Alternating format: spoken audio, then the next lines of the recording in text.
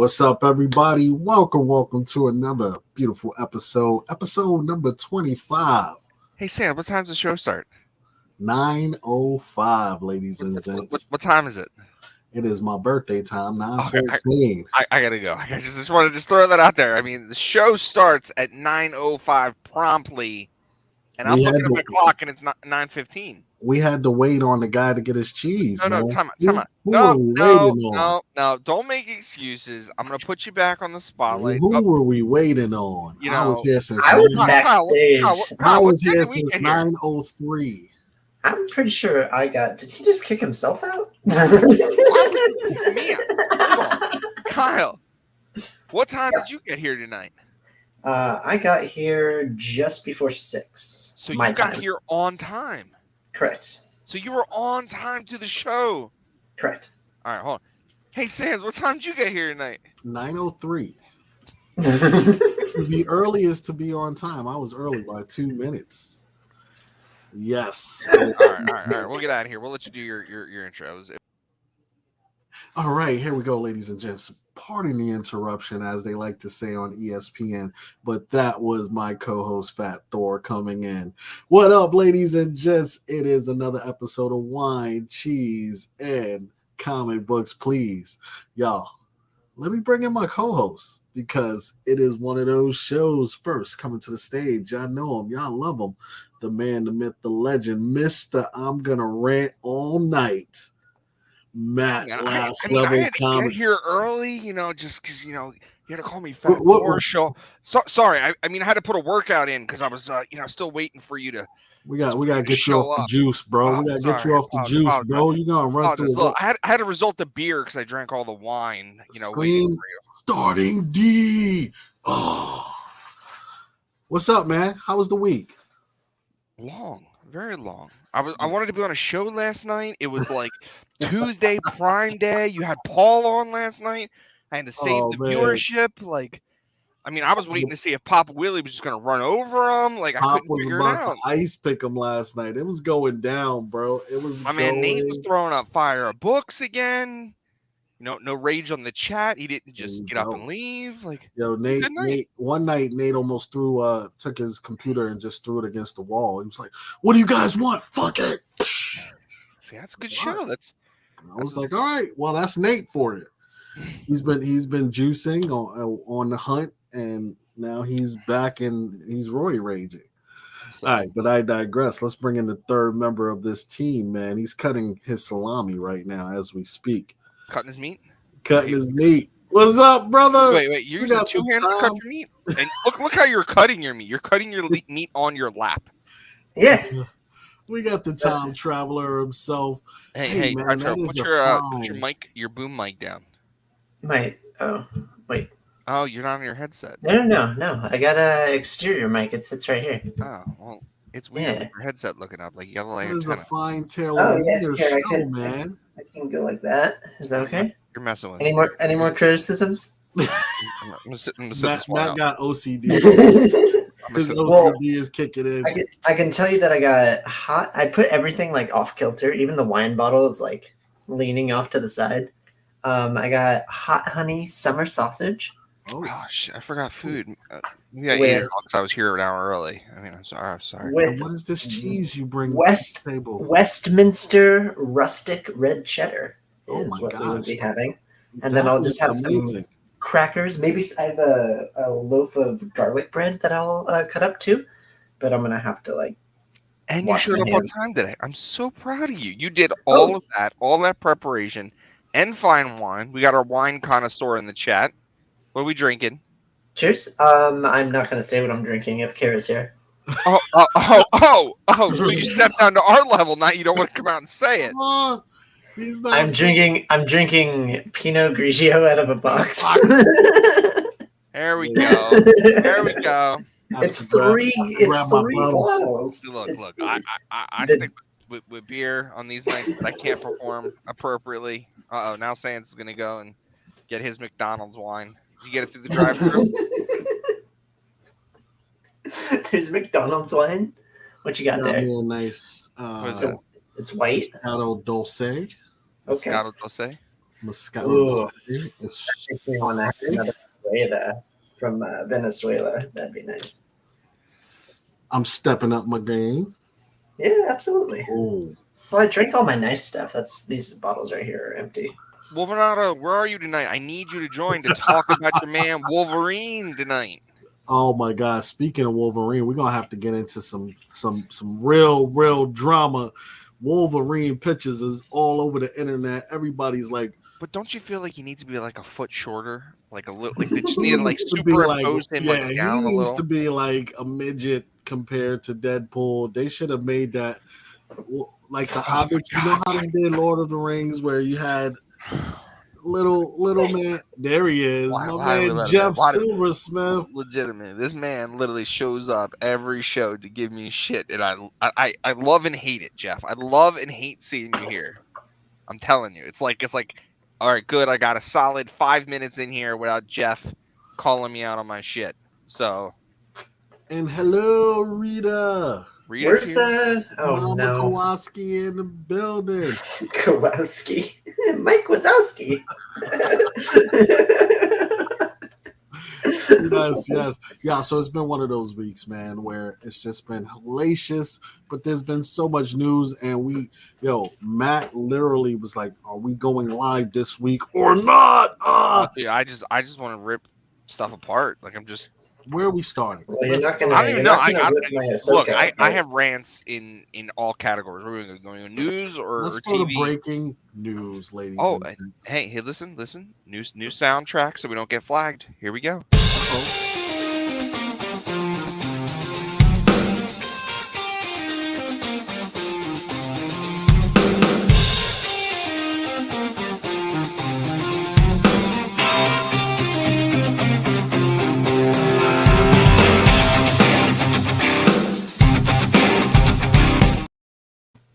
Dang, that's heavy. Yo, we got a lot to talk about. We got man. flagged on our music last time. We got flagged every show by the paid audio subscription. We got flagged on it. So Roasted don't flag me garlic this loaf. time. Okay, thanks. We got to put the content in the chat. But the first thing up, man, we got to talk about these NFTs, man. Is VV dead? Let's just put it out there. Is VV dead? When I was creating this video, I went back to, I think it was episode 3. It was episode 3 when we had the VV NFT guest on, and I should have had his name. I should have wrote it down. I'm sorry. And man, we this is before we were recording the Flopper Knots, and he went on. He told us he invested $30,000. Yes. First it was 25, and then he put another 5 in from his wife, and all of their savings. All of their savings in VV NFTs. And I went and I looked and I did some research before I did that video, and man, there was nothing good that I could find about the VV NFTs. So apparently, with regards to VV and the market and everything NFT, we had the whole shakeup. There was, I guess, in January, it just hit a wall where people were trying to get their money out. Can't do it. You can't get your money out of these things. It was going crazy. You can only trade in gems, which are other currency to spend on there. You can't take it out in actual numerical dollar currency. So you're trapped in a vicious cycle, and it never linked with any form of blockchain to transition into any other NFTs or crypto.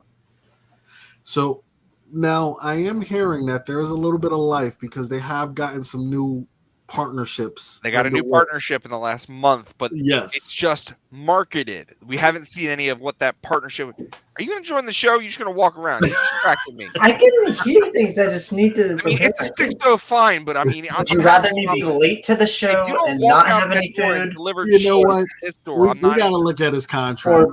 Or prepare food while I'm on the show. It's either I do this and then I show up, or I show up and I do it while I'm here. But I can hear everything. We're talking about VV out there in the chat. Did you guys collect? Did you guys in the chat? Did you guys grab NFTs over the past 2 years? How many people in the chat bought any NFTs, whether it be comic drops or just kind of like the random, NFT marketing art? Superhero creators, there was movie posters, there was things to decorate your NFT house. Who bought NFTs? Raise your hand in the chat if you bought any NFTs in the past year. Oh, past year, no. Yeah, Right on the right. year. It's probably right. So the last NFT I bought was the Disney when they did like the C3PO, R2D2, the little statues, and I did get a golden R2D2, and I did sell it for $1,000 on eBay. Oh, we're saying $1,000. Yep. Wow. Yo, I could never sell them. That was the thing. Like, I even had some of the like ultra rare, not ultra rares, the one right before ultra rare, but I got some good comics. I just couldn't like use the market properly. Whatever is in there. Secret rare. Yes, secret rare. It was the rare, secret rare, ultra rare. Sometimes the covers on the comics, not even the ultra rares weren't as great as like just the uncommon. I would rather have the uncommon. It should be worth more money. Like I had a minted uncommon that Matt was like, you should sell this. And I was like, no, it's going to be worth the most money ever. It was a Carnage, y'all. And the movie came out. And what is that damn thing doing now? Absolutely nothing. What about a KKCR? You remember that in the comic book community? Oh, speak of the devil, we had our own kind of blockchain within the comic community, right? Where you know, there was a lot going on with the coin and comic community. It was a show that's rebranded. Obviously, the Madhouse is the rebranded show, but they're trying to disassociate from that. Right. It's nothing to do with it, but it was a lot of the same people who are no longer associated with the Gentleman Meta. Right. It's like with Jay Blitz and how the what was it, the Variant crew started. Don't down that road. I'm not drinking enough to go down that road with you. You save that for like hour 2. Airing dirty laundry here. We got it. But that also was a part. So in the comic community, there was a push to have all of the shows connected and people being able to pay with one coin, right? It was called KKCR or something like that. Yep. And so, you know, you had one host from a show saying, hey, can my people, when they bid on your show, can they, pay with KKCR? And it was a push to make that a currency throughout multiple shows. And it was, you know, if that person was on my show and they sold with them, I was like, hey, it's no problem if you use that currency. But I think a lot of people were resistant to it. Look, we got my man AOKM in the building. They're laughing because they were a part of this. But I would love to know like where that is, because Rally went under, right? Rally completely bust. So you remember the last episode where I showed you the dumpster fire with the M&M books in it? It was right. It was underneath that. Is that where the NFTs are? Is that where the NFTs under the? It's actually what sparked the fire in the dumpster. Oh my gosh! So what happened is very similar to what you were saying with the other crypto coin, or with the NFTs. I mean, but with this crypto coin, the hardest part was the exit strategy. It is hard to get out of it. It is hard to transfer into actual currency that you can use.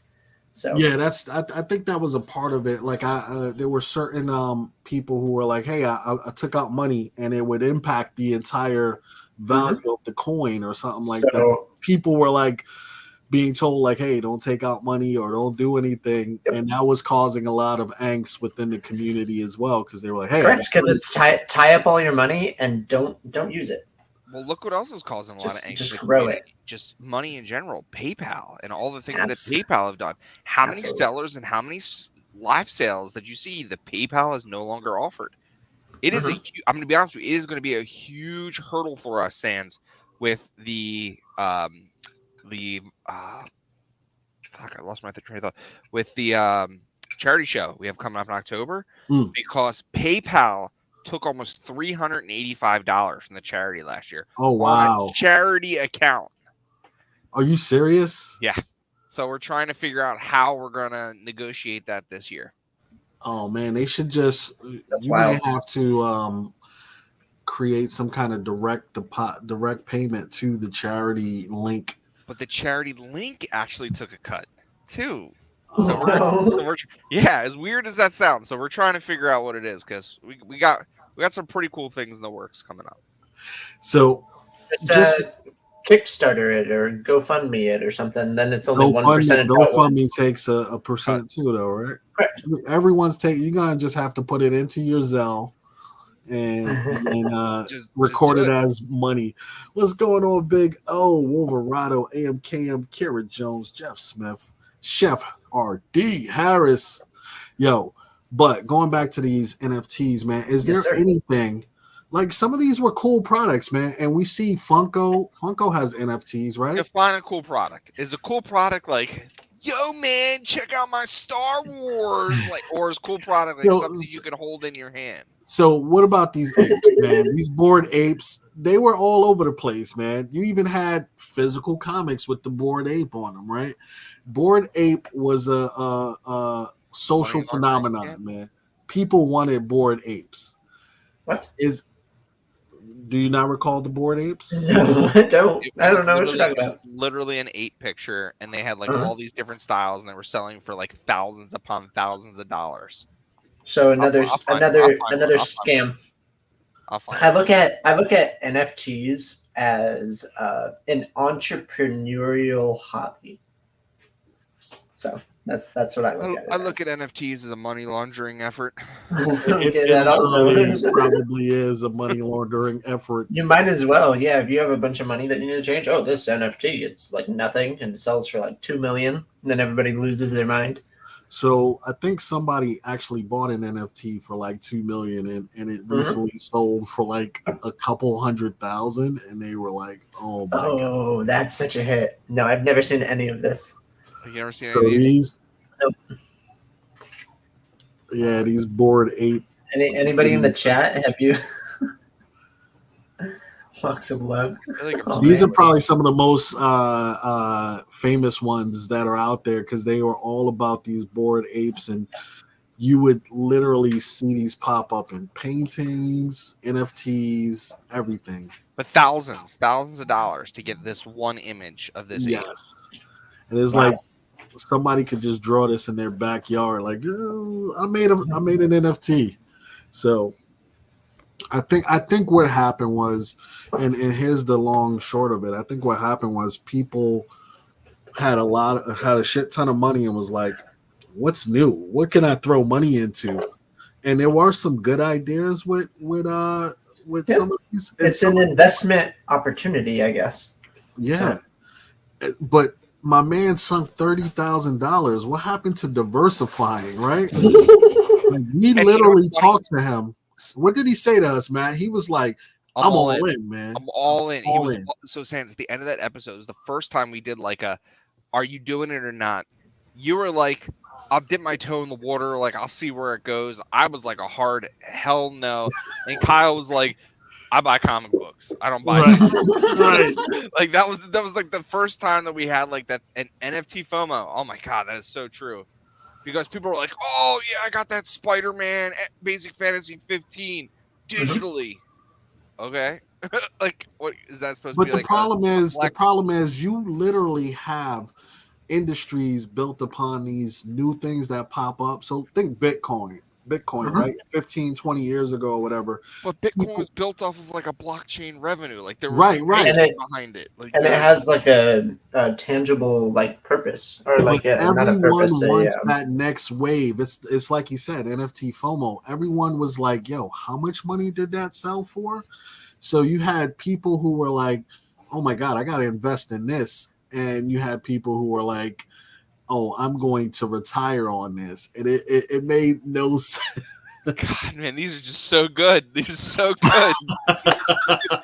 Catfish, the catfish of collections. Oh my God. What's going on, Kenneth Bird? But yeah, man. So we all agree stay away from the NFTs. Well, no, it's certain NFTs you could do. Stay away from VV NFTs. Like, I mean, I kind of like the VV comics though, man. No, you can actually read them. Just get a DC subscription or a Marvel subscription. You can read everything. You don't have to pay for them individually. Like, this is true. This is smart. true. Be smart. All right. Well, listen. No. You sold my fucking comic book. You go get as much VV NFTs as you want. You buy all of them. You invest heavily in that shit. Man, I got a present coming for you, man. I got a three set. I got a 3 set of Hobbits coming for you. Man. Yeah. They're gonna be great for you.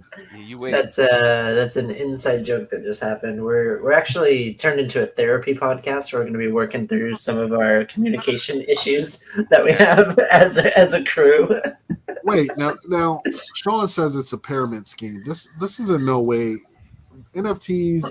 It's not, because a pyramid scheme is where you get investors underneath you, and the investors underneath you get investors underneath you. This was more of a pyramid. It was a scheme, but not a pyramid scheme. Like, they wanted you to buy these things because they were promising you that they were going to link up to some form of blockchain and some form of, substance where you could buy, sell, trade. That was the big thing. You could get these, and they were eventually going to be buy, sell, tradable. And if you had the ultra rares, again, like anything in an ultra rare setting. And the big thing was it was backed by Disney. It was backed by Marvel. It was backed by some pretty name brand industries that were getting their payment up front just to put their product in it. But it was nothing for the person. It was just something cool to flex with, but really no. So we also heard there were like stars mixed up in some of this stuff. Like Tom Brady name is always popping up. A lot of people were, I don't know if it was strictly NFTs or whatever, but it had to do with a lot of this cryptocurrency and stuff where they were not really invested and involved in it, but they were marketing these products to the mainstream. And so we're going to see a lot of backlash and stars getting sued for having their names attached to some of these things as well. So be cautious, ladies and gents. But let's move on to more kind of mutiny news. Why don't we? You want to go to Wolverine? Let's go to the man. All right, so we got to talk about it. Deadpool 3 announced early behind the scenes, even though it's everywhere, pictures of my man Hugh Jackman as Wolverine on set, rocking the yellow. The yellow, iconic. Pulling it up right now. Sorry, I had it and then I lost everything. Then I had to go look up Bored Apes for somebody. What's up, Emmy? Yeah, man. So this just took over the internet, and it like flashed on the scene, and all you heard was Wolverine in the yellow suit. Wolverine in the yellow suit. It went nuts. I need to see how Wolverine is selling. Stock of Wolverine is going through the roof. Let's go. Now, Kyle, are you a big X-Men fan, mutant fan? Not at all. What are your thoughts on Wolverine as a character, man? Not at all. No. Not for me. As a character, cool concept, overdone. I think it should have ended with a Logan. That's just me. Old man Logan. Got it. So, all right, let's cool that Hugh Jackman is doing it. They have to. So listen. They had to connect it. They had to link it. There has to be some sort of transition. And again, we'll talk about transition when we talk about, DC, because that's going to be the leeway into our third act on news. But let's look at this. Let's talk this suit. So we've been, 15 years in the making? Almost 17 years in the making? We've wanted Wolverine in a comic accurate suit. At the end of Wolverine 2, we saw him open the case, and the suit was inside the case. But then we had Logan, and the suit never came up. So and I thought that was going to be the end, was Logan. Why did they put Wolverine in that black suit during the Fox shows? I didn't get it. What the hell? I'd have to do some research. This is purely speculation, so I'm sure Jeff Silversmith somewhere deep down inside is going to fact check me from 1942. But I think they had rights to the character, but not their comic accurate costumes. Like something silly along those lines. Because Xavier waiting for a copyright to expire. It was something weird. Like Xavier didn't have the capabilities of doing the yellow wheelchair, hover wheelchair until Doctor Strange and stuff like that.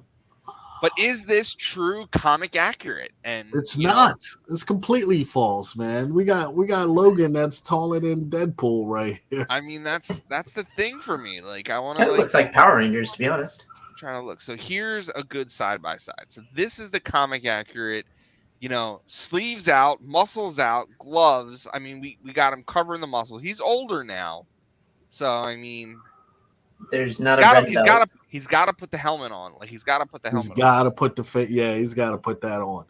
Also, the belt's the wrong color. You're gonna take the yellow where you get it. Of all the other things, going to call out a man's belt. I mean, I'm just saying. It's an accessory. The buckle is at least in the close range. It breaks the yellow. It breaks the yellow from the top to the bottom. If you're wearing like a tracksuit, you gotta like splice that up, But let's talk about all the other cameos in this. We have tons. We have a huge one. We have a man's dream coming true in this movie, supposedly. So they're going to bring all of the Fox. Omega Red? No, not Omega Red. Not Mephisto either. I mean, that's we got Storm. Darkseid? We got Cyclops. We got the Fox crew all coming in to create incursions. Deadpool is doing his thing. But you know what I think is bigger to me than him in the yellow suit? Channing Tatum getting his 5 minutes of fame finally to play Gambit. You know what though? Nick Cage just got his fame, Walk of Fame. The Superman, yeah, he did. So you had to give Channing Tatum his flowers for this, man. He's been after Gambit forever. So let's dive into this. Is this going to be the Deadpool story where he goes back and kills off all the Fox characters to reset the timeline in the Marvel universe with new people? Okay. Is that what's going to happen? I think it is. I don't know if he's going to go back I think he's going to somehow go into this Fox universe and wreak havoc. Because what's the story? Deadpool kills the Marvel universe. Deadpool kills the Marvel universe. That's what people are speculating due to all of the things. But again, now we're hearing everything. We're hearing the original Fantastic Four making an appearance. The original X-Men making an appearance. Ben Affleck, Deadpool, Daredevil making an Elektra. Elektra making an appearance. Yes. They've all been showing up on set. So Elektra Jennifer Garner got hired again, right? As Elektra? No, just for Jennifer. Supposedly just for this, because you have Echo coming out. Okay, yeah. So I mean, there's definitely a new generation of that whole saga. But is that their way of killing everyone off? Because again, remember, the character contract ends in 2024. 2024. This is the way to relaunch, the mutants into the MCU. They're gonna bring back Miss Marvel in this movie. She's gonna come as a mutant. Was it that they didn't look good on film, Jeff, or was it the fact that there was like an underlining contracting flaw? Like they bought the character, but they couldn't accessorize. Basically, you can have the features, but no accessories, is what they told them. It's like, give us more money. What kind of state? The state that Marvel was in the 80s, man, when they had to sell off some of these main characters to these studios, you can see the ramifications. Dire times, yeah. They've had to pay so much money just to get like intellectual property back, like the concepts of the characters. They can't get Spider-Man back, man. Spider-Man is such a generator that Sony puts out crap movies of his villains to continuously keep Spider-Man under their wing. But people still go and watch it. So because it's like you're hoping, like you're hoping for a glimmer of something good. Craven looks like a good movie. Get them. Why? I will freak. Why? Craven does look good. Get them both out of here. They both don't deserve. Technical difficulties, ladies and gentlemen. What's going on? It looks okay. I'm not like tripping out about it. He's not a hero, folks. No. Well, that's fine. It's just I'm looking for something different. Venom in this. No, stop. So hear me out. I don't think it's Craven. I gotta hear him out. Okay. He's got Just don't 5 think minutes. it's Kraven. Hear- It is hear me out. something different. They just need to retitle it. Hear me out. What Go if ahead, Kyle, go ahead. What if Deadpool was a scroll? I can't. Something literally fall in the background. I was geared up for something good. Some like intellectual My thing. No, I have no literally, opinion. my thoughts I think are it in my looks head. good. I think it looks good. I No, literally did that he to troll bites you. a dude's ear. No. But like people like Sabretooth is all about just like ravaging and I don't know. Liev Schreiber was an amazing Sabretooth. Oh, he was. That Don't you dude dare say anything about killed Sabretooth. Sabretooth. I thought He it was awesome. I like Sabretooth. Like that whole him build versus Hugh up Jackman where they showed him was and Hugh Jackman dope. going through all the different eras, all the different wars, being brother to brother between him and Sabretooth was amazing. And then they showed Weapon X and it was shit. That was terrible. All right, real quick. 2 things. Yeah, sorry. Two key points on Deadpool 3. Okay. 1, due to the fact that we have the writer strike, this film has to follow 100% of the written script. So this is the first time that Ryan Reynolds currently, unless they go back and do re-audio or reshoots, cannot ad-lib lines in this film. Where'd you get that information from? He can, because the contract with the Writers Guild is they have to follow it 100%. He can't ad-lib off of that script. Look it up. Look it up. He's not. That is interesting Look news. it up. He's not a. Jeff, go actor. find it. Jeff, He said Jeff. Jeff is our fact checker now. I don't. If Ryan Reynolds can't ad-lib, this show is not dead. ad-lib. He cannot ad-lib. He has to.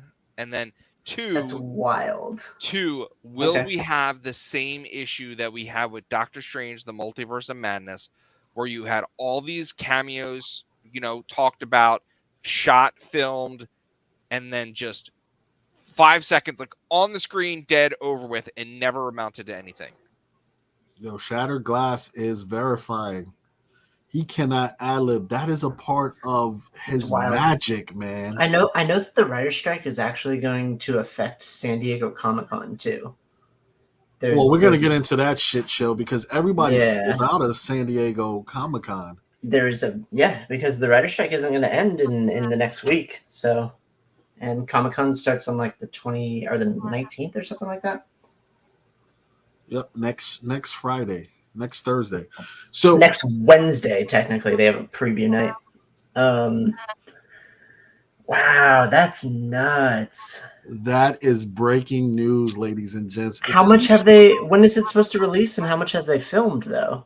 Because that takes time. He could have already ad-libbed a bunch of stuff. The only thing that's playing in their favor, if they can solve the writer's strike, Ryan Reynolds' face is not on camera, so they can do easy voiceovers. Mm-hmm. Okay.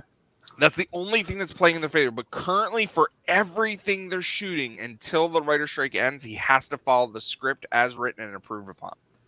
We're going to come into a weird era. It's like, why force the content? So, well, I'm going to say, I'll say this. Ryan Reynolds lives off of ad-libs, and those quips are part of who he is, man. That's going to really, really change the tone of the movie. Wait, what's wrong with Kathleen Kennedy? Oh, don't open that can of worms. I don't know. Like the last 3 Star Wars films and how TV state of Star Wars has been. Oh horrible. My gosh. But it's not just one. It's never just one person. It doesn't matter. It starts at the top. We cut the head off the snake and we move on. Sure. Okay. So what was the second part? Ryan can't ad-lib. Ryan can ad-lib. Will that impact the overall experience? And 2, will it suffer the same fate that Multiverse of Madness did with so many supporting characters and so many cameos? I don't think so. I'll say this. Deadpool is more of a comedy, more of you're interested in doing that, and you're okay with seeing these cameos if they're gonna blow them up really quickly and be slapstick with it, versus Multiverse of Madness. Like, you needed some character built. You didn't have anything that showed different Mordo. You didn't have anything that showed Scarlet Witch really being the bad guy until she was the bad guy. Like it really. But I want my kids. Right. It really just went from 0 to 100. Like you saw nothing that told you these things. Whereas Deadpool is always just fun, entertainment. Dobender, you got craziness going on. Dobender's back. Yes, you expect to see all kinds of like little cameos that's going to just make you laugh, as opposed to what Multiverse of Madness was supposed to be. So I don't think that it's going to impact that way. I do think the writer's strike with the no ad-libs is a big hit. I think that that's going to affect more than just Deadpool 3, because if you read a script, I don't know anybody that goes just verbatim and like without changing any words. That'd be wild. I don't know. I don't see it feasibly working out, and I think that there will be reshoots when it comes out. But you do. You think that they're going to go back and do the reshoots? I think they have to. Okay. Because like, what was it? There was one movie. I think it was like Justice League. They like went back and had to reshoot a bunch of things because they weren't like happy with the end product. I mean, look at what Sonic did. They reanimated like the main character because there was pushback on like the design. That was amazing. No, that's different. The fans spoke. They did that initial trailer. It made Sonic look so bad, and the fans they had to do a new Sonic. But listen, the fans united, made an outcry, said do a new Sonic, and then when they did, the fans came out and supported it. You're Sonic telling me that my voice matters? If in Sonic it changed everything. Sonic 1 and Sonic 2's success was Sonic 1 and 2. Sonic was a good show, man. Great. Good I like show. both of them. Great villain. I didn't see Jim Carrey as Dr. Robotnik, but then he became him. I was like, wow. But let's talk a little bit. Wait, this just happened with Kathleen Kennedy? Sorry, I'm still like catching on to that. We might have to touch on this because Kyle it has me shook. Okay, but finishing up on that, if you've ever read like I'm not trying to like big time anybody. If you've ever like looked at a script, it's not really perfect. So I mean, if rewrites are not allowed due to the strike, because not a single writer will touch the script or cross the picket lines, then the movie's in trouble. But Ryan Reynolds also, I think he's done like 2 interviews, like a pre-shooting interview and like a mid interview, and he's supported the writer's strike. He's like, because again, he's like, there's nothing wrong with the writer's strike. Support of it, so I don't think he will break that. And I agree with Hudat. In the reshoots, he'll go back and do the album. Every movie. I think like, there will be reshoots. I would have said this in the moment, wrote it down, and then we'll just go and re-record. There could literally be a fourth wall break because this is Deadpool, and they can literally be like record scratch, him jumping in like Emperor's New Groove, like what's with the chimp and the bug, that kind of thing, and like just break that fourth wall. There's plenty of that in Deadpool, anyways. Wait, Kyle was in a movie with Jim Carrey? We what's going on, Kyle? Oh, see, that's what I get for having him on here, man. We gotta find this movie. You're on the spot. You're on the spotlight. What is this? Which movie was this, Kyle? I was an actor since I was 10. I know. So like I had 8 years of acting. Were you in Liar Liar? Kyle. What? No, it was Lemony Snicket's. Kyle. No way. Yeah. You were in Lemony Snicket's? What's that? Face the camera. Oh, sorry. Yeah. There you go. Tell us your story. I was in a bunch of movies, but a lot of my roles got cut. Especially in Lemony Snicket's. I went to the red carpet premiere for the cast first, and that's where I was informed by the director. He like shook my hand and said, "Hey, I got good news and bad news. Good news is you're still getting paid. And bad news, your part got cut from the story." Yeah. So because it revealed too much about the like punchline, and I go, it's a book. People know the punchline. Like it's not a secret. It's like when stuff happens in comic books, like I knew Thanos was going to snap. Right. Like I read it, and I know that he's gonna die. Whoa! You read comic books? Hold on. That's a tragedy. They're hoping people will not read these books. I forgot. Actually, I actually couldn't figure out how to open the books from the bag and board, so I just keep them in there and I pretend to read them. That's actually what I do. Oh, sorry. These one-liners tonight are on point across the chat. Like tonight has been just straight fire from the one-liners. Oh my god, that is classic. All I'm trying to say is that scripts are not super polished. There is interpretation to a lot of scripts. So no, but congratulations, man, on that, and your credits in the movie still matter, right? So that's good. Yeah. I didn't even make the deleted scenes though. Like that's the I don't know, man. Darn. I got shafted. But yeah, what's up? What are we moving on? We can go Star Wars, or we can go San Diego Comic-Con, because there's some it'll tie in together. There's some crazy shit going on. People pulling out. Matt, which way you want to go, brother? Well, I dropped the ball here. Hold on a second. I can go either way. So we're going here. Why is this doing this? Infinity chat. Co-host fail. Hold on. You have it in your title. You have worst co-host. Well, yeah. Thank you. He's simply the best. It won't let me. Don't worry, you won't get a copyright strike on that one. It's gonna do it again. No, yeah. It's me just singing. Yo, so all right. Why I pull it up? We're here to talk about this Superman Legacy casting announcement of 3 roles. Yes. So you have Darwin. That's right. Mm-hmm. Yep. You had the guy from X-Men, the black dude from X-Men, Eddie Gattke. There you go. Who was the other two? And Nathan Fillion. Nathan Fillion. That's the one that has everyone going crazy right now. No, no, bullshit. Fuck it's you a all. bad, it's a bad okay, hold on. Bad casting, great actor. No. None of it. He has not been a great actor since Firefly. No. Firefly. Did you watch The Rookie? No, because I didn't watch anything after the Firefly.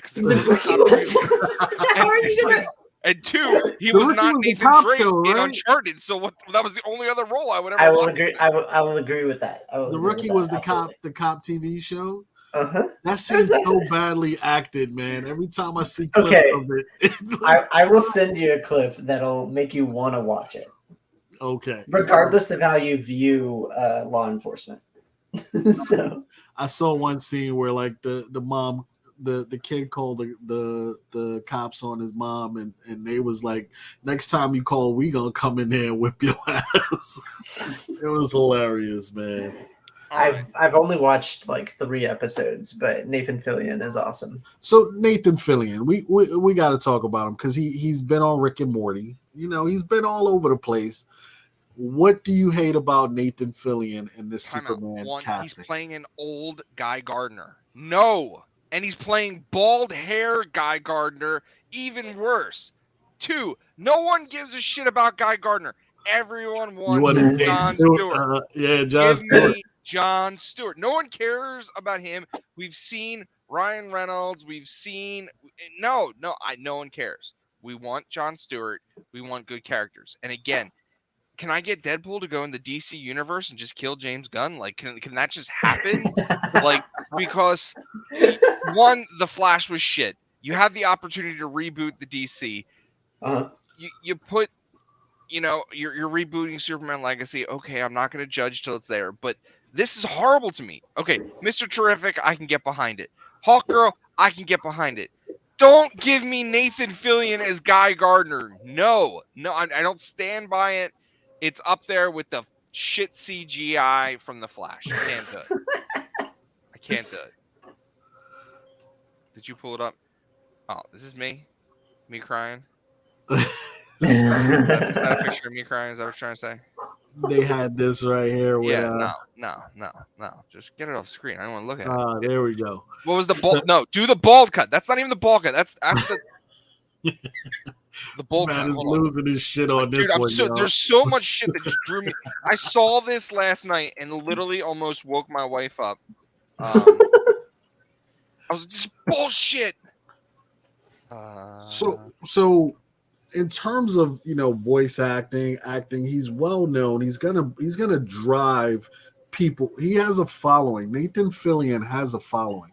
Absolutely. He's going to drive people to this show. I think that's what they were going for. Let's cast, we got brand new Superman, brand new all these people. Let's cast a Nathan Fillion that's going to drive in some this. What is this? This is like no one wants this. Why are you giving me Don't give me this. Look at this. This right here is a problem, folks. Oh my God. This is why you don't let James Gunn do anything with cinema. Look, he gave us Guardians, right? He gave us Guardians. And I'm sorry, he's coming you back. can say Guardians was good, but it was so predictable and it was just boring, man. He's coming back. I'm personally not a James Gunn fan. So oh my God, they literally screwed the High Evolutionary. They made him such a puny, whiny bitch. I actually did like High Evolutionary. I actually did like him over Kang. Actually, well, I think anyone right now over Kang. I mean, you couldn't get any worse than Ego, but I mean, like, come on. Yeah, Ego was terrible. Ego was pretty bad. And just for once, like, it was give me something good. Like, give me something that's like, oh yeah, man, I'm hyped. Wolverine, I was hyped for that. Like, yeah, he's in the suit, he's back. I thought it was gonna be like a sham, like, Hugh, you want to be in the movie? And then he was gonna like actually meet Hugh. Instead of like him as Wolverine. Instead of Wolverine, yeah. Like that was gonna be like the funny bit. Like, I told you. They're giving every fan what they wanted. They're giving you what you want in Deadpool 3. And that will sell purely for that. Like kudos to Ryan Reynolds and Marvel for doing that, man. And it's rated R. It's gonna be good, man. That's all you have to look forward to. But that shit right there, yeah, I agree. Hulk Girl. She looks great. No expectations. I think she'll crush it. I think the other guy playing Mr. Terrific. I like Mr. Terrific in. So there's a lot of spec. There was a lot of spec on Mr. Terrific comics, and that I think you guys better grab your Mr. Terrific comics right now, man, because again, we talk the state of pop culture, and that's going to drive some of the comic book movies. If there's one thing that James Gunn does is he does sell tickets, right? He's whether you like it or not, he does kind of sell. And then there was another big announcement that just came out. They casted a villain, Metamorpho. Oh, really? They got Metamorpho. Nice. And I'm a fan. The guy that played Zod is portraying him. From Anthony Kerrigan. Yep. Metamorpho. Anthony Kerrigan playing Metamorpho. Oh, okay. That's looking good. That's a good casting right there. Yeah, I'm on board with that. See, that to me fits. But no, don't give me Nathan Fillion as Guy Gardner. Get that shit out of here. So Metamorpho is like plastic, man. Rita, I fell asleep watching Guardians of the Galaxy 3 too in theaters. Out cold, best 1 hour nap of my life. Oh my God! So brought you by Sleep Aid. So what do we think? We think this is going to be a bust now. 100%. Kyle, based on just the casting, can I see it? Well, okay, you know what? Fine. So they have a new Superman that looks like Henry Cavill light. No. Okay. Don't you dare do that. Don't you. What else? Hold on. What else? The Bud Light of Henry Cavill's. This is our Superman, and this is our Lois Lane. David's Corn Sweat, and Rachel Brosnahan, whatever. I don't even know. I can see. Cool she looks like a Lois Lane. I can get behind that. Like a Lois. He looks like the Ken doll that dyed his hair, brunette. Oh, is he in the Barbie movie? No, he should be. Oh, okay. So there's with comedy. There's like some things that hit and some things that don't. Like I'll make a scroll comment and like it's really funny to me, but nobody will laugh. What is he? Who is he playing? The guy from Warm Bodies. I don't know yet. I don't think they announced that. But Okay. He's in it. He's in it though. Yeah, I like James Gunn is leading this. There you go. He's directing. He's physically directing. That is our. Then it's a flop. If James Gunn is directing, it's a flop. But all what is this track? I'm such a hater. I'm such a hater. Though. What is this? You love the holiday special. What is this? It was good. It was really good. The holiday special was better than Guardians 3. Oh my god! No way! No way! I don't know. Maybe. I really liked Adam Warlock was the biggest joke in Guardians 3 I've ever seen in my life. I liked High Evolutionary, just like Sans. I like High Evolutionary. Warlock, they did a childlike Warlock, and I could see him growing into a better character. You took him out. Oh, really? All right. Yeah. So basically what they did to me was they gave us the dumbed down version of Warlock so that when they do the new... But when does James Gunn give you anything that's not dumbed down? Everything he's done is dumbed down. And what is DC not? For sure. DC is not a dumbed down. That's not where they strive. And that's why I think it's going to go over like a ton of bricks. Wait, Doom Patrol. I like Doom Patrol. But there's certain hits in DC. Doom Patrol, Suicide Squad, where you could have that comic fun. You can't do that throughout all these other characters. You can't do a dumbed down Batman. Sans hit or miss. Superman Legacy. I'm gonna say hit, man. I think there's so much hype behind what is going to be the new DC. It's gonna bomb worse than the Flash. No, there's nothing that will bomb worse than the Flash. I'm going hit. I'll bet you on it. I'll take that as our second round bet when Let's this comes out. Let's do it. Gentleman's bet, $1. All day. I don't think anything can bomb worse than the Flash, but I do think what'll happen here is that there's so much hype behind what the gun movement is in DC that this mega film to kick off things for him is going to be his Guardians of the DC EU. Like, we need to make it work type thing, because it's the linchpin to everything. If he can't get this one right, there's nothing safe going forward. All we got to look forward to is anything that, in the Joker verse and anything in the Batman Elseworld. Yeah, Elseworld is where you want to put your attention.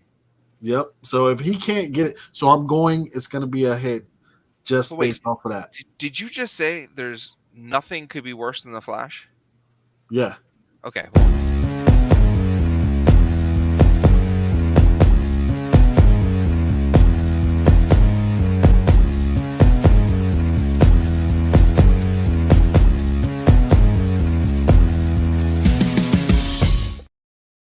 Get out of here! Don't do it dirty like that. Hold on, I didn't get a vote. Flop on Superman Legacy. You're James Gunn. You're aligned with me. I had to like officially cast my vote. I want my voice to be heard, and that is a flop. I agree with that 100%. Okay. Also, 49 Felix. I could get behind that. Gold Dust. He did look like Gold Dust. I remember that. Oh my god. He did look like Gold Dust. So there was a movie that recently just came out that actually was worse than The Flash. But it's not the DC movie, so I was counting it on DC. It was Indiana Jones. Indiana Jones, Dial of Destiny had a worst opening weekend and a worst kind of follow-up than The Flash. Is Harrison Ford done? Is he too old? I don't think Indiana Jones he is. I don't think Harrison needed to do an Indiana Jones farewell. I think the last one was his farewell with Sean Connery or whatever. It should have just wrapped up there. This right here is like, what can we do 15 years later for no reason at all? That's where I'll leave it. I wanted more. Holy Grail was done. So Crystal Skull. More Shia LaBeouf. Crystal Skull. Oh no, I never want to watch that. Yeah, whatever the one with Sean Connery, the last one, Woodrow. the third, that was that's where you officially end Indiana Jones. Nothing after is canon. Nothing after is canon, okay? The Crystal Skull and this new movie is. Do you remember a point in time when they wanted to reboot Indiana Jones with Chris Pratt? Oh, interesting.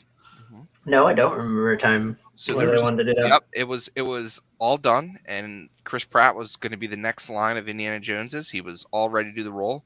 Harrison Ford walked into a boardroom and said, "I'm Indiana Jones. There's only one Indiana Jones. It's me," and walked out and said they would have no rights to use him or anything, and it died on that day. That's a hater movie. If I ever heard of it, that's a hater. Yeah, look. Chris Pratt came out of nowhere, man. If that's true, that's him so being stupid. on Parks and Rec was hilarious, and then he became the next action star. It was like, okay, let's give this guy a chance. James Gunn. And also Jurassic Park made Park is Chris where he Pratt, kind of got his action. Yeah, he became the fourth Chris in Hollywood. He's the fourth Chris now. So we now know. But Chris Pratt didn't even win the Chris vote. He didn't win the Chris vote. So, but I think out of that list that you showed, Barbie is still on its way. That's going to be a hit. Am I a hit for Barbie? Barbie Heimerdinger. It's actually getting decent reviews, and it's funny that having Barbie and Oppenheimer on the same day. It is the largest double film purchase that people are buying both Barbie and Oppenheimer in the same day. They're going to Oppenheimer first, getting sad and distraught, and then cheering up with Barbie. Yeah, that would make sense. There's a chance that I'm part of that group. What did we vote on those? You two both were a hit on Barbie. I was a flop. You were a hit. You were a flop on Oppenheimer, and Kyle and I were hits. What was the criteria to make Oppenheimer a hit? It was sales, right? Oh, no, we have it. We have a list. We have sales, and mine was Cillian Murphy. Him being side bet has to break 500 million within 3 weeks, 18 days. Got it. I remember that. Yeah, I gave you an extra week and a half. Yep. 18 days, 18 actual days to break 500 million. No one really. For Oppenheimer, that's gonna be tough, especially because it's releasing at the same day as Barbie. No, yeah, that's exactly Barbie's gonna destroy Oppenheimer. I do not care. Disney's last 8 films have incurred losses to the tune of $900 million. That's Lightyear, Elemental, Little Mermaid. What else came out? Indiana Jones. Everything that they put out. We spent Star Wars in there. Well, it's weird that we spent so much time in our homes that we actually made home theaters and made it comfortable to watch things from home. Why would we want to go out to a movie? Transformers is already on demand. Yeah, go buy it. It is. Yeah. Why leave the comfort of your home? You can work from home. $20. $20. You can watch it for 2 days. You can bring people over. We're gonna be Fahrenheit 451 pretty soon. But hey, I gotta get on my soapbox here. So Indiana Jones. What's your soapbox? Indiana Jones came out on the same day. Another movie came out, Sound of Freedom. This movie is getting no media attention, which is wild. Other than TikTok, Instagram, people seeing it. A movie. I've received four direct messages saying, "Go watch this film." Yep. So I did go see it. I did go see it in the AMC theater. I did not have some of the crazy things that people are saying happen, where they're going to watch it and the theaters are sabotaging the film. Oh, technical difficulties, sound issues, AC issues, fire alarms. But it did have one of the largest grossing first day with $40 million, and it beat out Indiana Jones on 4th of July, and it beat Indiana Jones out over the weekend. It had the highest grossing pre-sales of $10 million. Wow. So 2 things. One, this film was completed in 2018 by Fox Entertainment.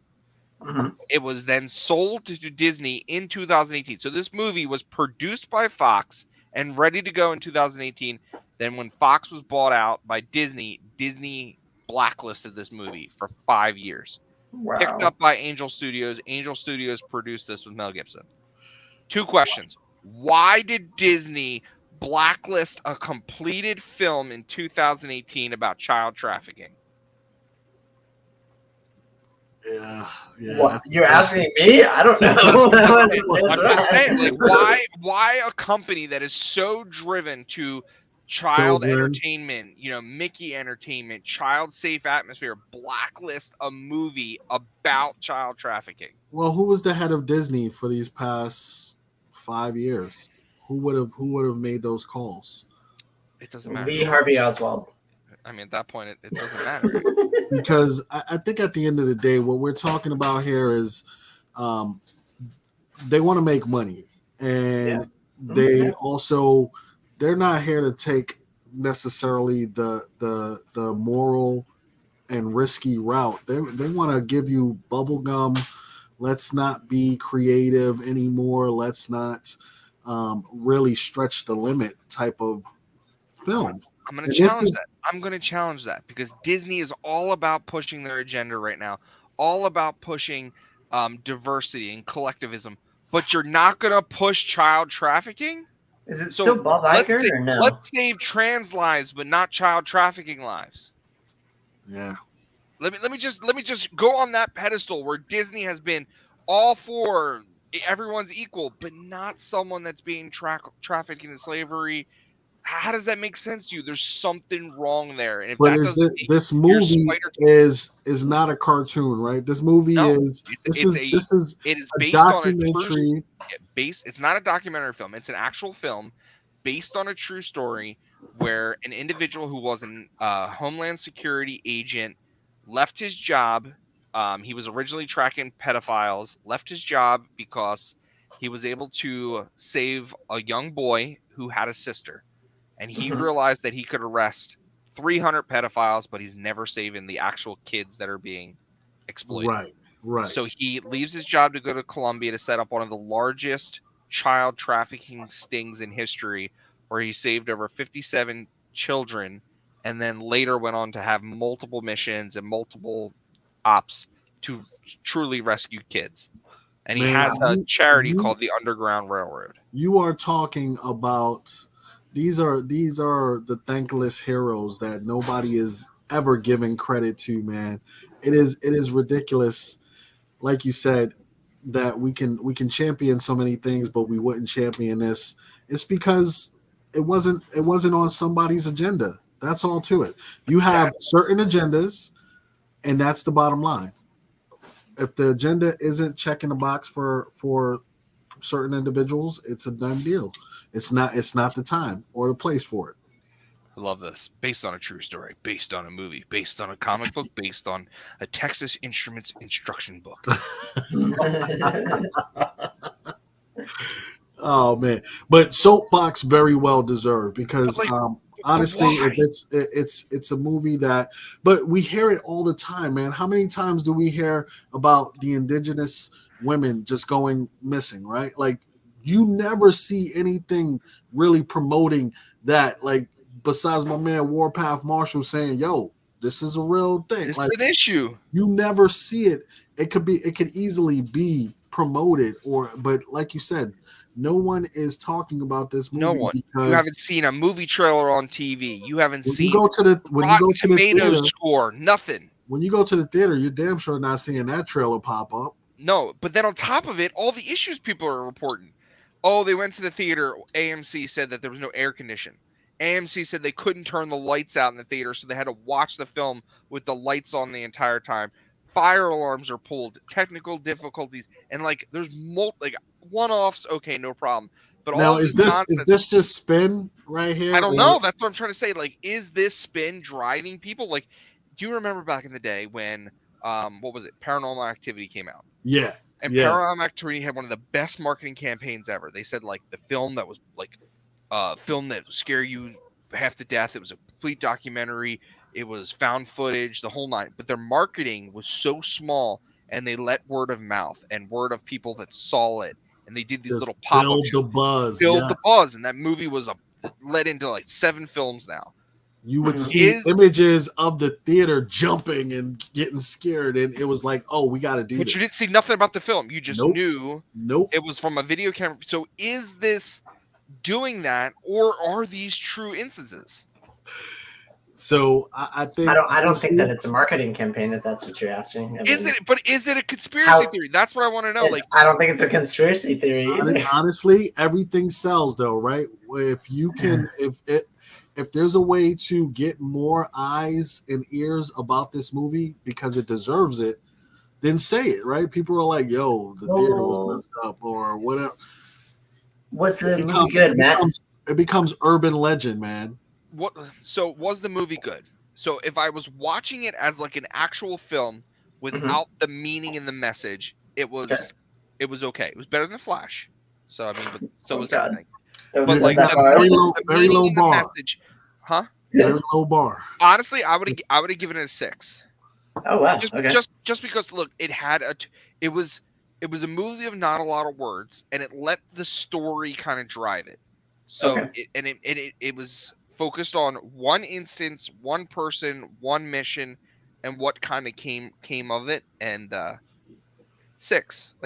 But I mean, but the message was what mattered. So that because it was about something true and it was about something. Oh, wait a minute! Did Mel Gibson do Passion of the Christ? He did. Is this Mel? You know, Mel is out with Hollywood. He's out of Hollywood. He's out completely. So this is now it's actually making more sense to me because he's almost blackballed in a lot of ways. 100%. People do not want him to have success in Hollywood anymore. So if good point brought up here by Nucky. This is the same marketing Passion of the Christ. Interesting. I think now that you said Mel Gibson was tied to this, we have a little bit more of a thread to pull apart here as to what is going on with some of the marketing and what is going on with kind of like why it's really not getting hyped by the industry like it probably should be. But even in like your low budget horror films, like Insidious, it's some type of marketing. No, what was the other one? Terrifier. The Terrifier, freaking awesome. That was such a low budget horror film, but at least it got marketing and publicity and had a trailer, and you saw a hit or miss on like the FX channel. You would catch something, but nothing on this, like Ghost Town. And I think it was like a $4 million budget to do the whole film. So I don't know. It blows me out of the water when you put it up against something like Indiana Jones. And it beats Indiana Jones with no marketing. When Indiana Jones was marketed to the high heaven, above and beyond, everything you saw on Disney Plus was Indiana Jones. Everything trailer you saw that was Marvel Disney centric for the last 4 months was Indiana Jones. Indiana Jones. So are you saying the summer blockbuster is dead? Is the summer blockbuster dead? Exactly. I don't know, man. Well, no, we're coming up on like the biggest summer blockbuster with Barbie and Oppenheimer. Up to this point, we had Transformers, flop. Oh yeah, big moves. Flop. Fast and Furious, flop. But name the only summer blockbuster that excelled was Into the Spider-Verse. Yeah, because I don't know, they're all because it was done well.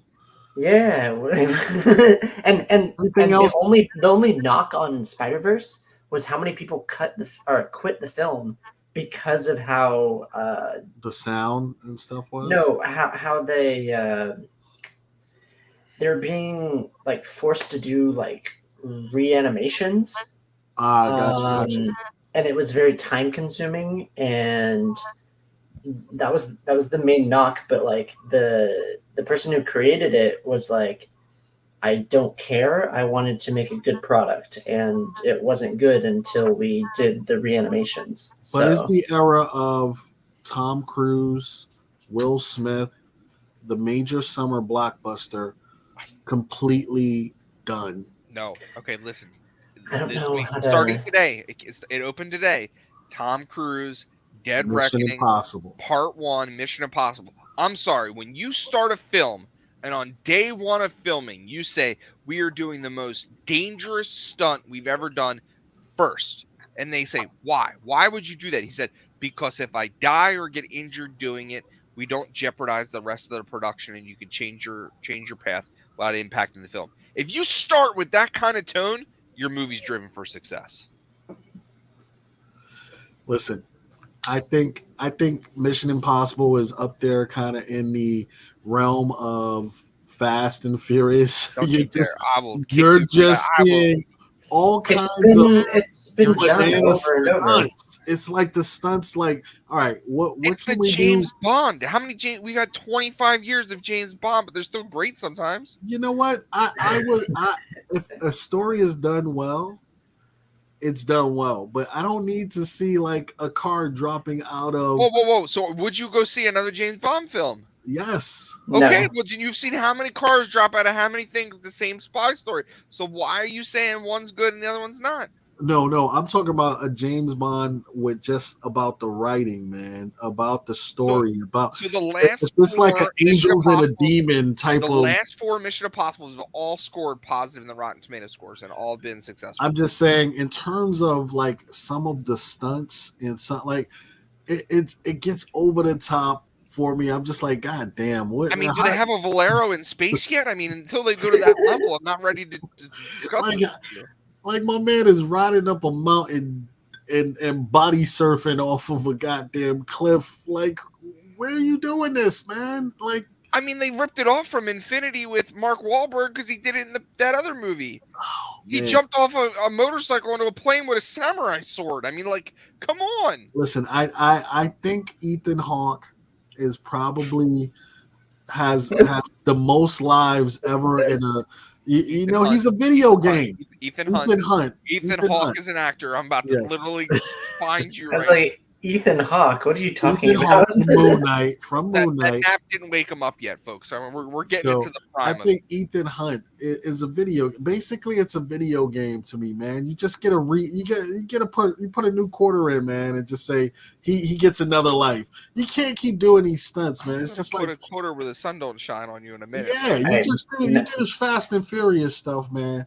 You're at Fast 10. Thank you. You do Fast and Furious 10 and a car jumps out of the gets shot out of the space station somewhere. What the hell is this, man? It's the same thing I did in Mission Impossible. The problem is I agree with both of you. I would have answered the question that Matt asked you, Sans, when you said, will you go see another James Bond film? My answer would be no. Because it's just regurgitation and you're just like I gotta walk away, folks. I was agreeing with both. I was finding a middle ground. You gotta love his rants, y'all. He's on the soapbox tonight, but definitely go see Oppenheimer because Matt is gonna lose even with all of your support. So please go see Oppenheimer because I know Barbie will destroy it in the movies. But yeah. Ask me the same question after Barbie releases, and I'll answer if summer blockbusters are dead. But I think half of them have already come out, and they're just not. They just haven't been good. They flopped because the numbers aren't there. Look at he's Snorlax. What a cool chair. Oh, we do have to get Matt this clip. Emotional damage. Never mind. Nucky said the last 2 Mission Impossible movies have been great, but nothing's making me spend crazy money to see it. That's fair. Yeah, fair. I mean, I think at the end of the day, man, it's another kind of Fast and the Furious meets James Bond. I'm not gonna get out of my seat and go see it if that's like what it comes down to. I'm like, oh, I'm so invested. You know what? Are we talking logic yet, or are we still being? No. We're still being illogical. You remember the Bourne Identity? Remember those movies? Yeah. I actually Bourne. So Bourne had a series of movies. It was it was realistic. Supremacy, Ultimatum. Yes, all those. It was realistic. Yeah. It was spy driven. It was action packed, but it wasn't this kind of like, let me go and fly off a motorcycle. It didn't need that, man. The stunts were stunts, it was just really good, close hand-to-hand combat, good espionage, good double crosses. It was great. That's what I mean by if I saw a James Bond movie today, if it had good writing, I would want to see it versus seeing something with these stunts. Are you going to go see it, or are you going to wait for it to like pop up on a streaming service, or are you going to wait for a message saying, "Hey, you should go see this"? I probably won't see it. I don't think I've seen the last couple Mission Impossibles. There you go. So there hasn't been. I mean, Dennis's comment should say like, "Hey, go at least stream him." Yeah. So, what about like compared to like John Wick, like Keanu Reeves put a lot of like effort into military training and how to like operate a weapon. So you know what, Wick hasn't been really great since the first one.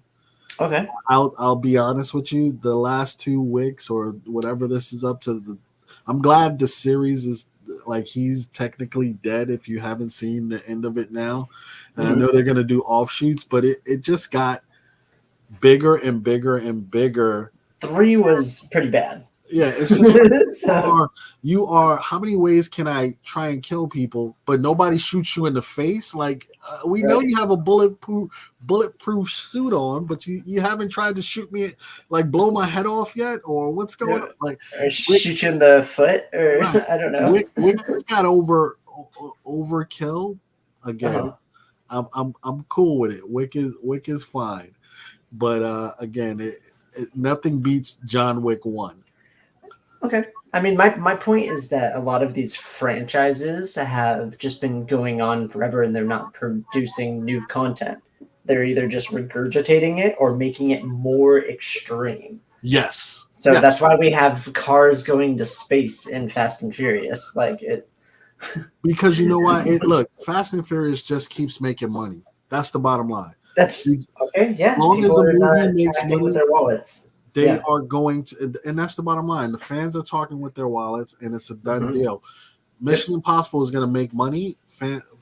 Tom Cruise will continue to make Mission Impossibles. That's fair. Yeah, I agree with that. I think that's the bottom line. Stone Cold said that's the bottom line. Your mic is like he's on like Android. He did say that's the bottom line. That's the Stone Cold. But we couldn't exactly hear really hear you, man. Oh, your thing is down on your. Yeah. You know, yours is like. There we go. Oh, there we go. There we go. Now we can hear you. Yeah. It's not gonna do anything. It's just gonna. All right, I can hear myself. Really so loudly. as we start to wind down, let's talk about Comic-Con, man. No, we can't. We gotta talk about Star Wars. Oh yeah, we skipped over. We got 28 minutes left, and we saved the last. We have Darth Lucen just hammering Captain Kennedy. Yeah, we have Star Wars to talk about. Now, so we had a new trailer drop. A new trailer just dropped. It was Ahsoka. How good was that trailer? I give that trailer 4 thumbs up. My God, I was so excited to see that trailer, man. But I have a question. What's that? Why do we have to have 4 shit TV series from Star Wars to finally get one good one? Name the 4. Andor. Nope. Get him out of here. He did it first. He did that on purpose, Kyle. He didn't even He knows. That is an epic show. You could have said Boba Fett. I would have been like, you could have said anything. You could have said Mandalorian season 3. Okay. There were some Legends Get that was Andor shit out your mouth. Just don't start with Andor, man. You cannot. Look. Bad Batch was pretty good. Bad Batch was good. Bad Batch was good. But that's animated. So I could say the same thing about DC animated. They have been crushing it for about 15 years since like Superman Red Sun came out. So yeah. So how good did it look? Are Thrawn books flying off the shelf right now? They should be. The only problem that I have is with the graphic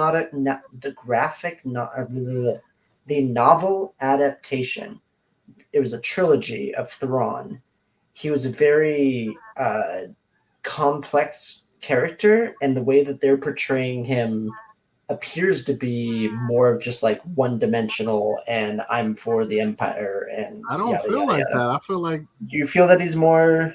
because they're talking about how he studies art, how he goes into like he's almost like a Sherlock Holmes of the, Well, Thrawn was always about protecting his people. That's his Yeah, main goal. yeah, Like, his does- goal like, is to protect his his race. people. Yes. So I don't think they're gonna make him one dimensional. I think Thrawn, because you have to not only sell the Ahsoka show, but there's probably 3 or 4 other things that are like linchpin by Thrawn. You got the big Dave Filoni stuff coming up, where Thrawn is going to still be the big bad. Mm-hmm. So Ahsoka is setting that up.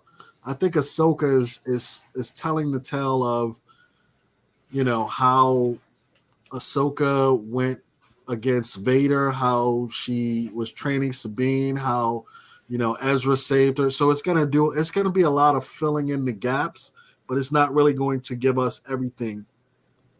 But I do think that it's going to be an amazing ride, man, because it's the first season. So Thanos, Thrawn, in my opinion. Thanos Thrawn. Thrawn is going to be the next big bad of all of Marvel. That is well said.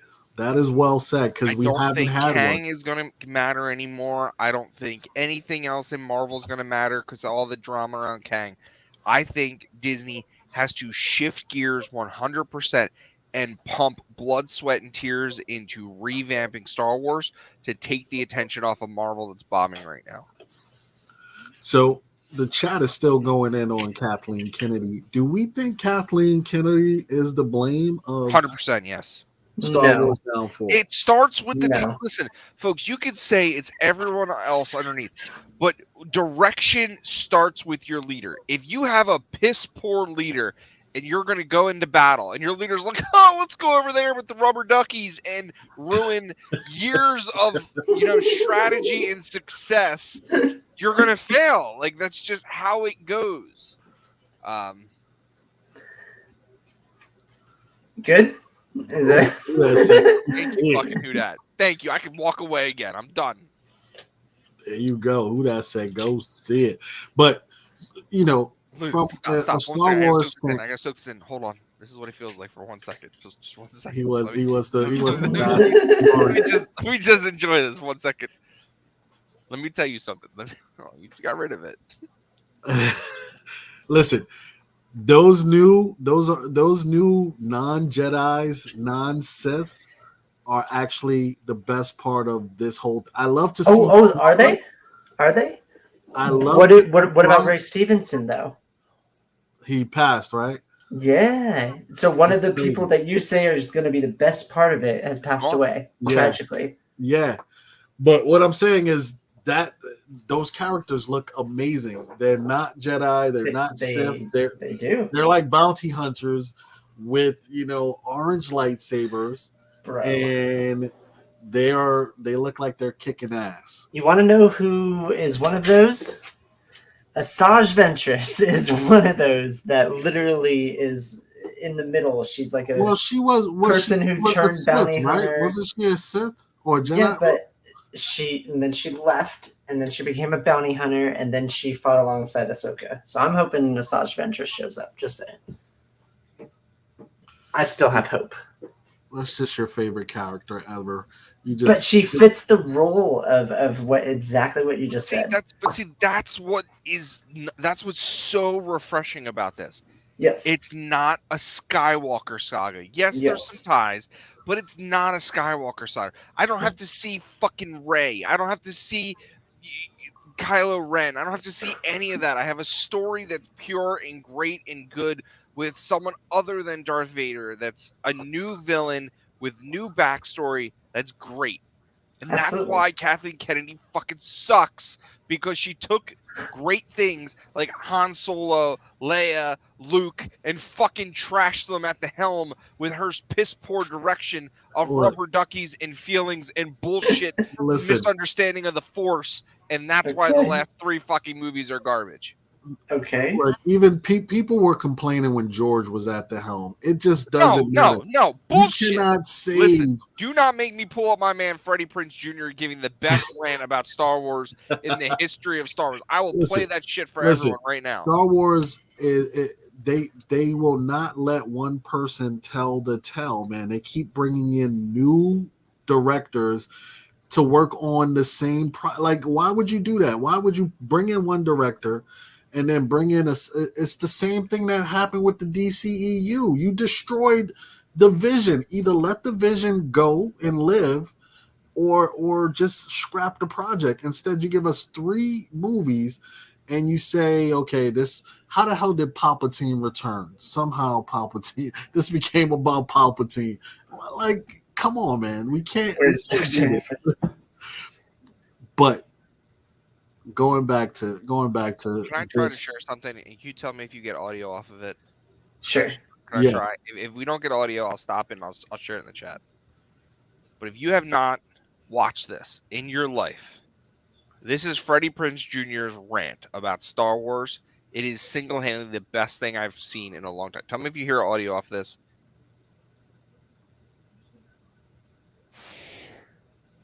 No. There should be something where you can share audio as well. I don't see how firing Kathleen Kennedy will solve the problem. Yes, it will, because it will give. It's just one person now. It will give rejuvenated faith to everyone that there's. What if they hire James Gunn? Well, here's the thing. Right now in the Star Wars world, James Gunn could do fucking wonders for that series. Like, here's the thing. Darth Lucian does have a point.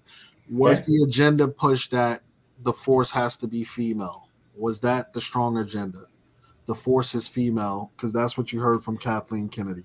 The Force is not any. The Force is everything. It's anything. But I'm saying is fibers of her existence. What I'm saying is, if that was her message, and it was pushed in one direction to where everything was female driven, why is Ahsoka being successful then? Why would Ahsoka be successful? She's a diverse character, and no. It's female driven. It has Sabine. It has whatchamacallit in it. There's plenty of males too. Ezra Bridger, Thrawn, Kanan. But I think what I'm trying to say is, if you're blaming Kathleen because she says the Force is female, why would Ahsoka be? Because in those movies you had plenty of male. You had Kylo. You had all these other. You had Finn. Yeah. Why would we blame Kathleen for saying the Force is female if she was just trying to make it a little bit more diverse? I'm just asking from that perspective. Gotcha. Okay. So I don't know if Whodot is still in this, because Whodot's usually a really good source to choose this, especially when we talk about Kevin Feige and things like that. The Force is non-binary, they said. When they first started filming this series, do you remember that Kevin Feige wanted to walk away from all things Star Wars? Yes. And he said, clear as day, to Kathleen Kennedy, if you do not give me the ability to create the TV series and the show that I want, I'm done. I'm out. I'm gone. Why was Mandalorian 1 so successful? Because he had creative responsibility to the content, and he was able to deliver a show that had pacing, that had plot points, that had ambition, that you wanted to watch every episode of that, because every episode mattered. Every episode gave you a piece. Every episode led you to something that's unknown. So why did Boba Fett fail? Because he had no direction over it. He had to follow the direction that he was given. He lost his creative, free will to those series, and you can see clear as day why they bombed. Why did he lose that free will? Yeah, you could say it was a producer or this person or this board member, but who was at the top? Who drives all of that bullshit? Kathleen Kennedy. Cut the top off, and then the others can actually start realistically again. If you cut the top off, then I'm never going to see, based on that analogy, I'm never going to see something as good as Andor again, correct? Because I loved Andor, and that was under Kathleen Kennedy. You will see something as good as Andor. Just go back and watch Rogue One. Yeah. Yeah. But was that still under Kathleen Kennedy? How long has she been at the helm? Too long.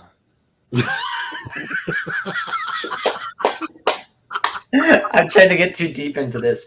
Let me just say my piece. I don't think that it matters who's at the top. The problems lay underlying. If you think that Dave Filoni is the reason that Clone Wars was so good, you're also wrong.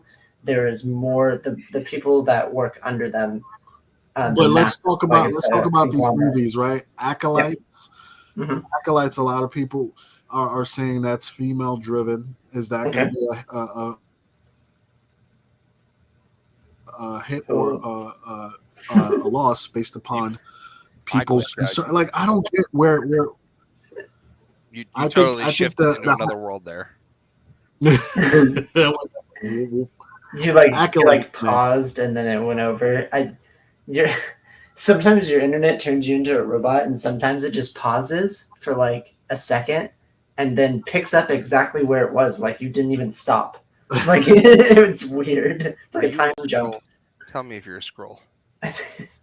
No, don't even do the hand gesture talking to little man. I see what's going on over there. Yeah, quiet over there. So the Acolytes, man. I'm looking for. Long story short, man, those 3 movies that have been announced. I'm looking forward to them. I'm looking forward to Acolytes. I'm looking forward to this Dave Filoni follow-up of, I guess, Mandalorian, or how it's gonna wrap up. I want to see more Tales of the Jedi. That's what I want to see. But Star Wars, alive and kicking, or dead and stinking now? Look, I didn't really even have as much excitement even for the 3 movies they announced. Like, honestly, I don't want to see any more Rey. Call me Rey Skywalker. Yeah, that's the only one I really don't care for. I do want to see kind of the High Republic older one. Yeah, give me the story about the kid that was sweeping the cow shit up in the barn. Give me that story. I want to know where he shoves that broom. And he pulled the broom. Everyone has the Force. Like, give me that story where it's like these young kids rebelling against their lead. Like, I want to see that. Like, okay, but like, get rid of the Skywalker saga. I can't change 6, 7, and 8. I just can't. Who's the actor? Luke, or 7, 8, and 9. I can't change it. Sebastian Stan? No, Luke Skywalker, the actor who plays him. Mark Hamill. Mark Hamill. Thank you. Luke. Sebastian Stan. Mark, go back to sleep. He did the stand-in for him. We kind of got into like conspiracy stuff earlier on in the show. There is a video of it's just like a compilation of interviews of Mark Hamill gently hinting that the movies weren't going to be good, where he was like, it's definitely a film. Well, that's like all of the actors on Game of Thrones for season 8. When you would see them do interviews, they would be like, we were happy to shoot this. We're so excited we made this milestone of season 8. They were like, when what's her name, Kira, or not Kira, what's her name, Khaleesi would have to do interviews. She would basically be like, you could see how pissed she was because she didn't believe her character should be that bad. Oh no! It was terrible. Break the wheel. Listen, long story short, Star Wars, I think, are we saying it's healthy or it's I'm saying the TV series has got promise beyond promise. Okay. Star Wars as a whole got an uphill battle because you can't give me 5 shit films or 5 shit TV series for one good one and keep me interested. Okay. Then, but promise is 100. They're in the fast lane in a Ferrari right now. Marvel's on the Autobahn in a Pinto. It's an American classic. There you go. Kyle, Star Wars, alive. Oh, my answer to it? Well, thinking. Did you guys tune into the Star Wars celebration this year? I saw some of it. Did Kathleen Kennedy lead it? Yep. Yeah, Oh, fuck God. no. Shut up. It got me hyped. I'm still invested. I love Star Wars, but I love it from a different perspective. I love it from the novels, and I love it from the animated. Uh, as far as live action, it hasn't really captured my interest. Besides Rogue One and Andor, and that's it. I'm just not a big. I'm not a big Jedi person. They're so boring. But see, how do I like Rogue One so much? Like Rogue One is probably in my top 3 best things Star Wars has done. But I hated It's so Andor so much. good. I don't know how to answer that for you because I enjoyed both Yo, DC is for literally different reasons. living in the slums asking for breadcrumbs. Who dat? Like they don't even like they're looking for donations from the Care Bears. Oh, In my no. opinion. The Care Bears, man. Listen, we are at a point where every major kind of studio is just under. I guess it's all kind of Disney, Marvel, Star Wars. All that they're putting out is under question right now. As a whole, they're gonna sell. Do we think they're gonna sell Star Wars? Do we think you hear all of these rumors? So, if they sold, would it be better off for Star Wars at this point? No, I don't think. Listen, Star Wars is fine with Disney. I think Disney needs to stop the agenda nonsense. I do. Mhm. Just get back to making things that people enjoy and love. You don't have to have. Cool. You don't have Bring to. me Old Republic. Yeah, but you know what? If you do Old Republic, listen to me. If you this is the same issue we have with comic books. If you Okay, do go for it. something based off the comic book, if it doesn't live up to the game or the series, fans get mad. Do That's something original. Don't give me Old Republic. Give me a new story that has hope and compassion and faith, and do a story where the good guy may not win in movies 1 and 2. Rogue One. I mean, No, Rogue One was perfect. They got the message up, but they all died. The end. It was amazing. One's done. yeah. Why The not? True Suicide Squad. Fair. Yeah. Actually. So what's the deal with Comic-Con, San Diego, yeah. the biggest con Yep. on the planet? Why has everyone pulled out of Comic-Con? I want to start with a hot take. Not even my hot take, but it's also after hearing it, I shared the sentiment. San Diego Comic-Con is failing as a business, and it might not be around for much longer. I can't believe that. But then I could say the same thing about E3 for video games, and E3's gone. I think we're going. I think you may say this, and I don't want to cut you off, but are we going the direction? Are we going the direction of what's the point of going to a major con and spending all that money where you're one of 80 versus have your own con where you're one of 1? Yes, Because that's what E3 did. E3 there's no longer Microsoft, Sony, Nintendo all battling at once. Now you have the Microsoft show, the Sony show, the Nintendo show, and they control everything. They control the tempo, they control the image. They have no rules to play with. They are by their book. So is that there's no overarching? Because the best thing that happened at San Diego Comic-Con, I've been multiple times. For about 6 years or something like that. So I'm not like a veteran or anything, but I know that level. Let's go. Yeah, I know more than a lot of other people that attend. There is a thing called Nerd HQ, and it was put on by the actor of Shazam, Zachary Levi. Yep. He put it on, and he got pushback from San Diego Comic-Con, and they disallowed him back. And it was literally the most fun I've had at a con, ever. It was packed with giveaways. It had a game center. There was hangout lounge and everything. It was very well put together. The writer's strike is going to hurt San Diego Comic-Con because the reason San Diego Comic-Con got so big was because it's close enough to LA. San Diego's kind of like a vacation spot anywhere, and there are famous people. It just drew people in constantly. So if people aren't going to show up, the biggest news that I saw, the smallest, biggest news It's very minute, but San Diego Comic-Con recently released that it will not be a carpeted event.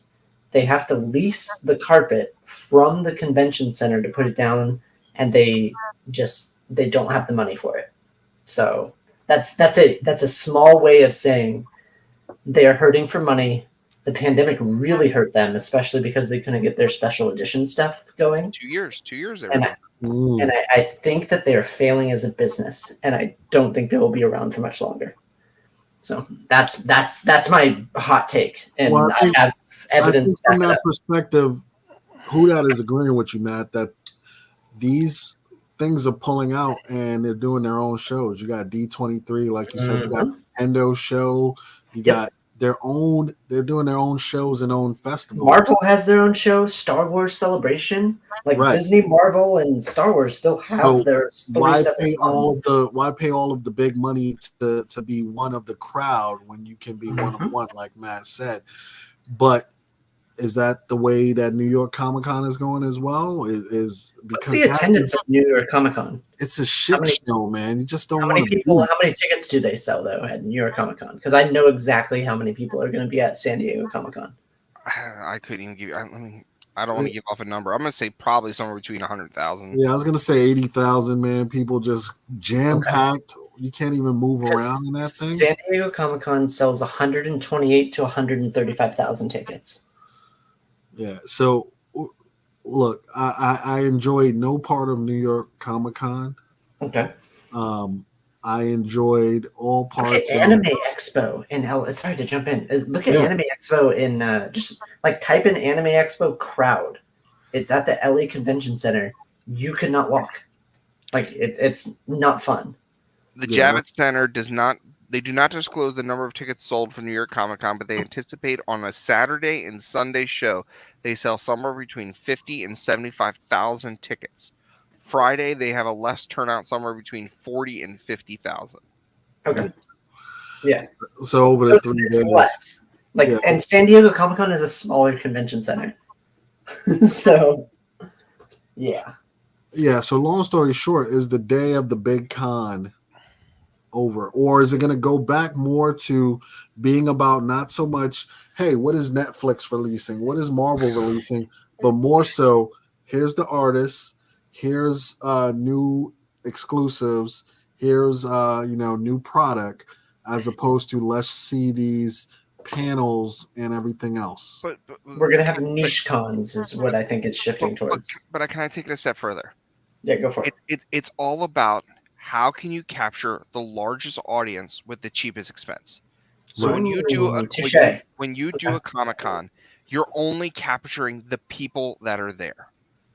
If you have a hall, your hall can only hold 2,000 people. So you're spending all this money, all this time to give your message out, and you're hitting such a limited audience. Nowadays, it's not about that exclusivity anymore. It's about getting the most for the least amount of money. Bang for your buck. So if I can do it digitally and get millions versus spend millions and get thousands. From a marketing perspective and a financial perspective, it's a no-brainer. Depth of the con, not Kamala. Oh no, that's awesome. Avant-garde, yeah, absolutely. Who dat, man? I'm all for that, and Las Vegas would, or even LA. LA is a huge convention. Los Angeles Convention Center is huge. Well, that's where E3 was, and E3 died there. E3 only rented one of the three. No, they did all three. Wow, I thought there was only one of the three. I've been there twice, all three buildings. It's that big. Yep. Wow. It was that big. Was that big? I thought they only rented one. Each exclusive entity had their building. There's the Microsoft building, the Sony building, okay, that makes sense. Okay, yeah, I'm on board with that. So there you go. People are not going to invest when they can do it. Like, I think this is ramifications of COVID again, right? You saw what people were able to do with some of that DC fandom stuff that was online. It was only online driven. A lot of buzz was driven by that. And so people are, like Matt said, the exclusivity of going to Comic-Con, fans are not not like jazzed about spending hundreds of dollars to fly to these places and not or get tens of thousands of dollars for a booth. right. So When you're only capturing those people at the booth, like yeah. So I mean, there's only so much you can do. I mean, you live stream. Like, let's say that we all go to where are we going, Terrificon, Terrificon. and we can live stream. What's our expenses? Plane ticket and hotel. That's it, right? And travel expenses. A drive. Yep. Yeah. So long story do short, that man, instead. there's going to be some paradigm shifts, I think, with regards to the way the con is attended and how money is spent. And if you see a difference in San Diego Comic-Con this year and in the future, you'll know why. I have plenty of friends that are going. I'll update you on what they say. But niche cons are the future. Like I went to, with my mom, actually, we went to Monster Palooza yet again, and it was freaking phenomenal. So the niche cons will be the future of it, because it'll go to exactly what you love and exactly what you like, and it won't just be pop culture con where it's just a mishmash of everything. There'll be a cosplay con. There'll be a con that's centered around panels. There'll be a con that's centered around artists, comic books, TV shows, movies, anime. Yeah, it'll everything's gonna start segregating itself into nicher societies of dedicated fans, and you'll respark it. The conventions are like so energetic. Like I don't know. Just go to a con and you'll realize the atmosphere of being surrounded by people who have a similar interest as you. Like, it's phenomenal. But do they get the exclusives?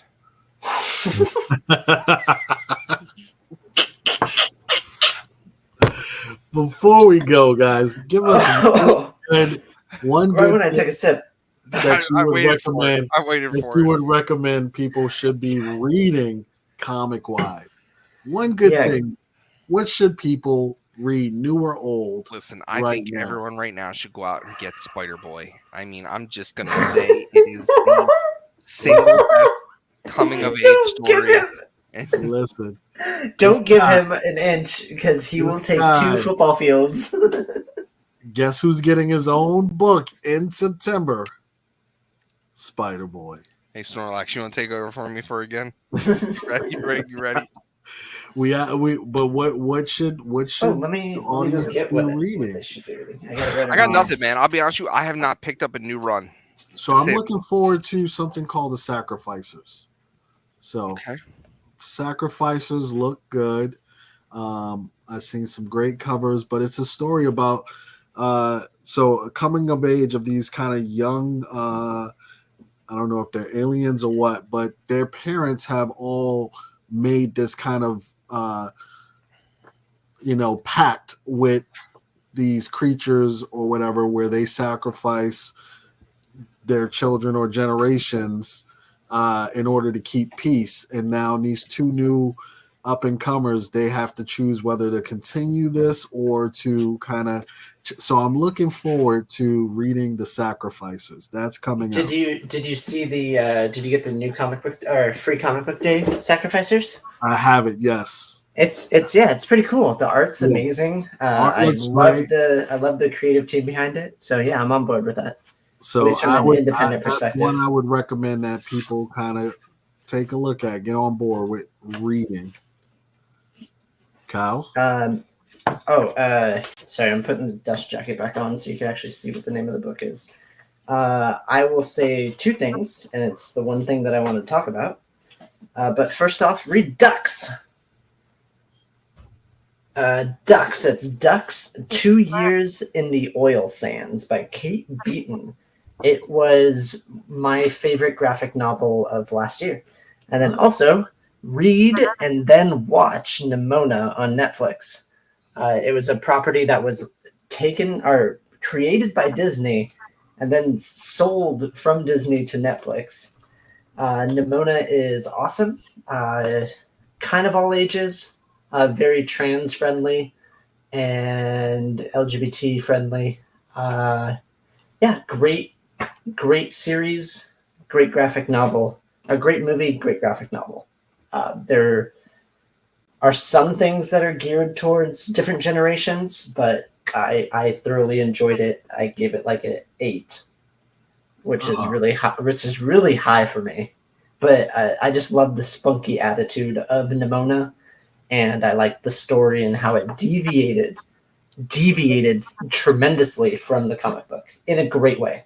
So yeah, not many. We just talked about like if it wasn't like the book. It was expounding upon the book and making it better. So yeah, there's my soapbox. You heard it from us, ladies and gents. Matt says read Spider Boy. I said Sacrificers, and we got Ducks, 2 Years in the Oil, and Nimona. Yep. With that being said, let's call it a night. We bid you adieu, ladies and gents. Adieu. Until we come back, we will leave the soapboxes to you, but make sure you do it with a glass of wine, with a plate of cheese, and of course, some comics. Please, ladies and gents, thank you from the bottom of our hearts. We appreciate y'all. God bless and good night. Good night.